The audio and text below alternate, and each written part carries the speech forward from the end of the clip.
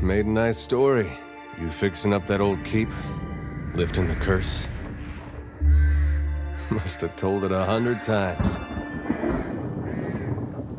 But something got to gnawing at me. You're thinking the spirits there weren't really at rest. But maybe the gods weren't finished with us.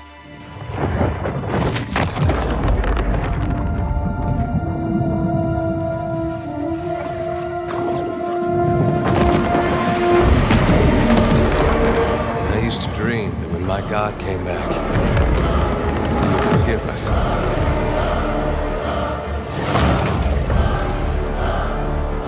Last the trouble with dreams. Sooner or later, we all have to wake up.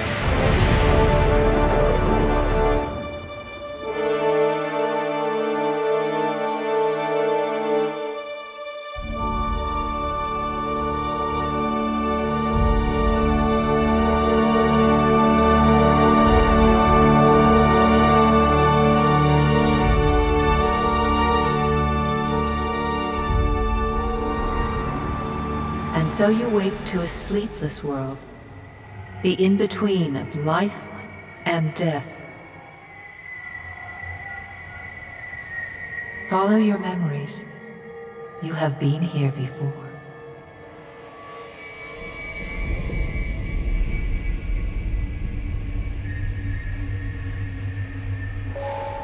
You have seen past the shroud. You are a watcher now, and a watcher you will stay.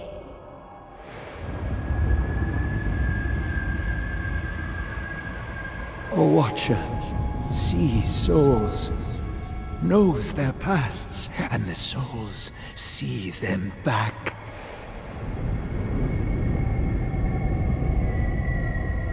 A dubious honor, inheriting a fortress both broken and cursed.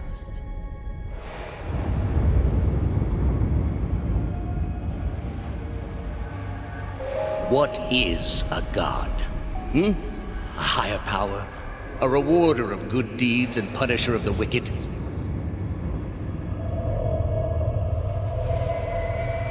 The gods aren't real, but something else entirely. Something created by people.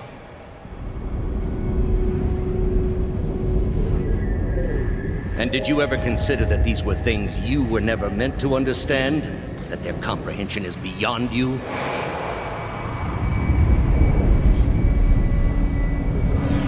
Let the world see.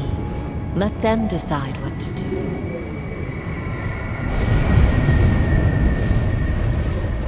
The wheel has turned again, Watcher. Come.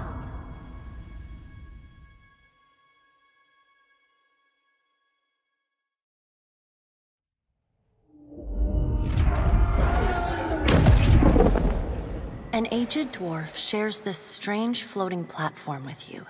His face is creased by so many wrinkles that his features lie buried amid shadowy pockets of skin. Still, the dwarf's well-practiced habits have left telltale tracks of a welcoming rictus across his visage.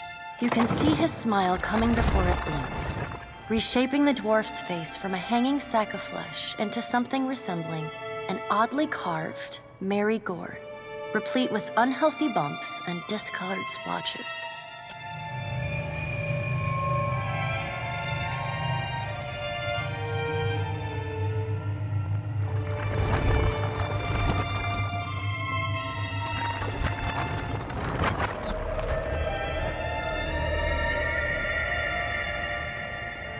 Sit, please. Thank you for joining us, Watcher of Cadnua. The gaunt woman seated at the table is clad in time-worn black armor that seems too massive for her to move in. A pale, slender neck rises from the gorget, topped by a hollow face. The milky skin stretched across it is delicate and translucent, like parchment that has been scraped clean too many times. She is preoccupied with the arrangement of cards on the table between you. With each movement, her armor squeaks and groans as though bearing an incredible weight. She places a final card. gives a nod of satisfaction and raises her eyes to meet yours. Your brush with the divine has drained you of your powers, fractured your memories. Look upon these cards. They represent the courses of your life. You alone know best how they flowed. Arrange them to fit what you remember.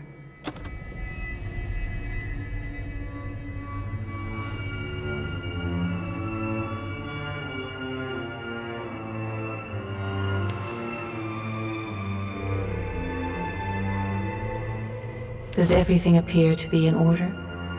Good. Welcome to the Beyond. I am Bareth. One half, anyway. She points a finger in the direction of the dwarf who led you here. Though the movement is slight, her gauntlet squeaks like a rusty hinge. The dwarf's rictus returns as he nods in the woman's direction. Tell me, do you remember when we last met? And though you could have broken your pledge when you defeated Theos at Sun and Shadow, you did not. Admirable. She delicately places a card on the table. A bell in a tower. Her fingertips slowly drag away from the card, faintly creaking as they retreat across the table. You had need of the gods once before. Now it seems we have need of you. The being that occupied Odnua's statue beneath your castle was the dead god, Aothus. Of this, we are certain. What we do not know is what his intentions are. Though Aothus stole a large fragment of your soul, you were strong enough to survive the onslaught and enter the in-between. You and he are still connected. He has chosen a body made of living Audra, perfused with the power of thousands of souls, including yours. It should be little difficulty for an experienced watcher to find him. No. But neither is your body truly alive. Your lungs draw breath, your heart pumps blood, but your flesh is as soulless as a hollowborn. That is, until I return you. She delicately places a card upright on the table. The art depicts souls flowing out of a pillar of Audra.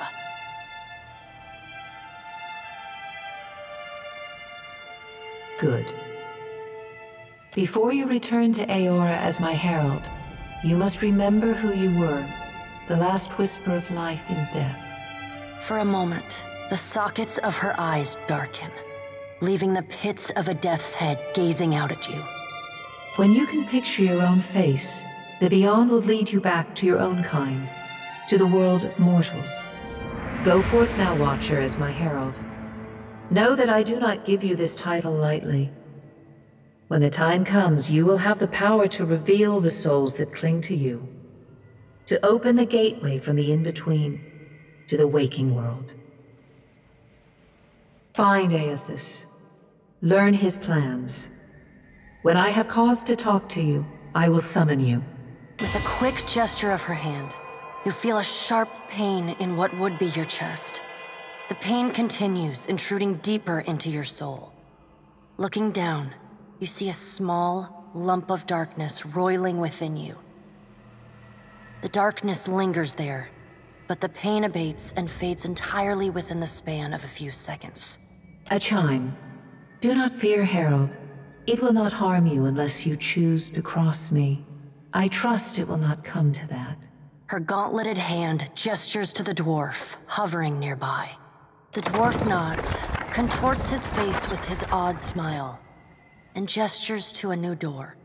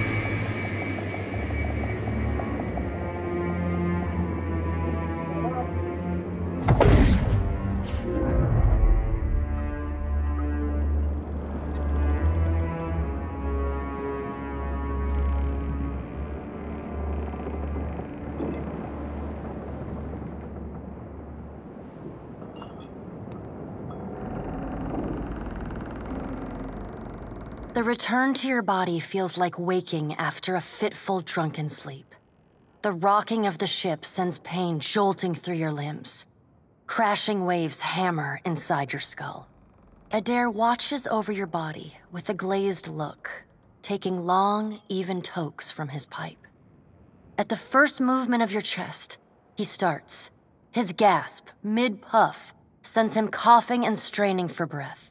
No, there's no way. You're awake. What are you doing awake? How are you feeling? Alive's a big improvement.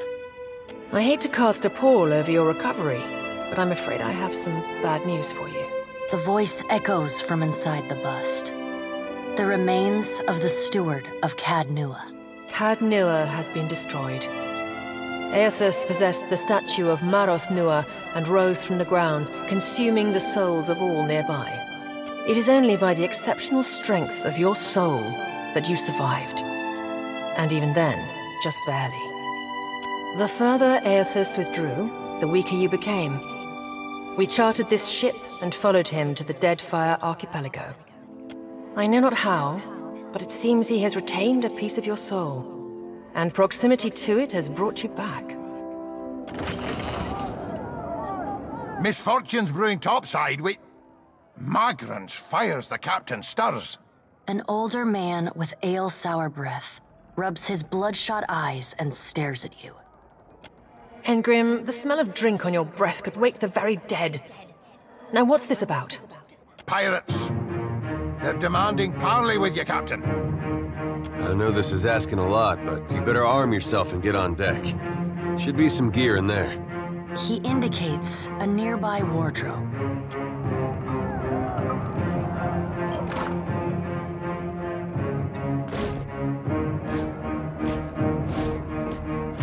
All right, now make some use of it.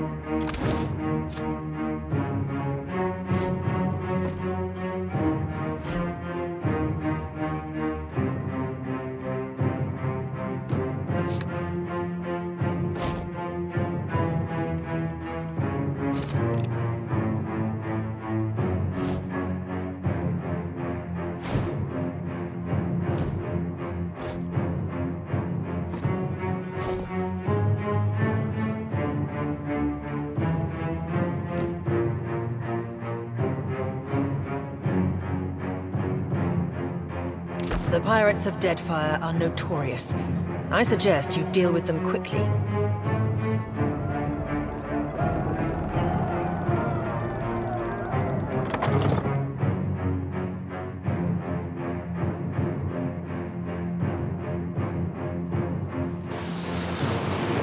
Well, what have we here? A little sloop? Lost and alone in the storm?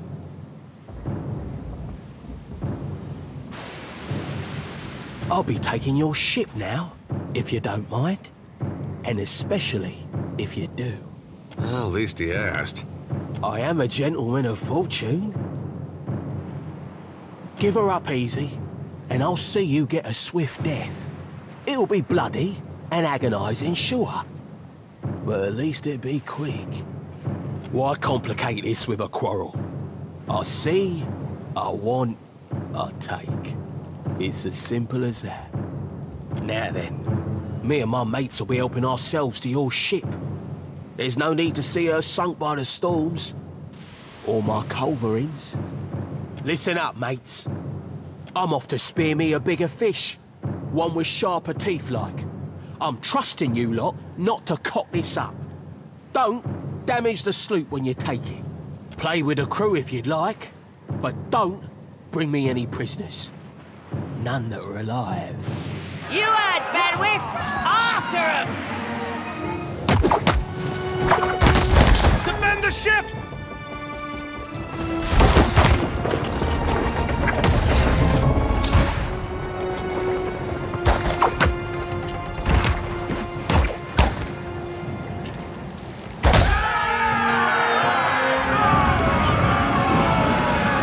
Storm's picking up! Take cover!